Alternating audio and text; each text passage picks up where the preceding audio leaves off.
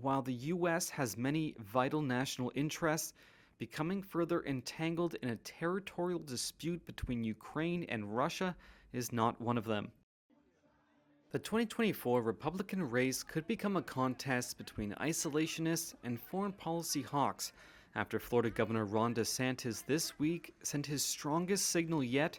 He does not believe support for Ukraine is in the U.S. national interest.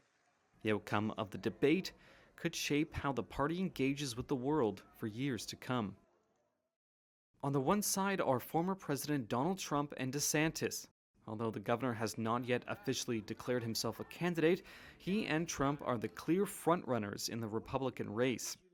Both have dismissed U.S. support for Ukraine and other allies as a waste of resources and said that leaders should pay more attention to issues at home. In a response to a questionnaire on Ukraine from Fox News' Tucker Carlson, DeSantis replied, "While the U.S. has many vital national interests, becoming further entangled in a territorial dispute between Ukraine and Russia is not one of them." On the other side, a slew of declared and likely GOP challengers, as well as party stalwarts, who portray themselves as steadfast defenders of Ukraine and willing to stand up to U.S. foes, including Russia and China. We'll stand with our allies from Israel to Ukraine and stand up to our enemies in Iran and Russia. In response to DeSantis' comments to Carlson, former UN ambassador and GOP presidential hopeful Nikki Haley wrote in a statement that America is far better off with a Ukrainian victory. Republican Senators Marco Rubio and Lindsey Graham, both former presidential candidates, also criticized DeSantis' comments. "When it comes to Putin, you either pay now or pay later," Graham wrote on Twitter. Republican voters are caught in the middle.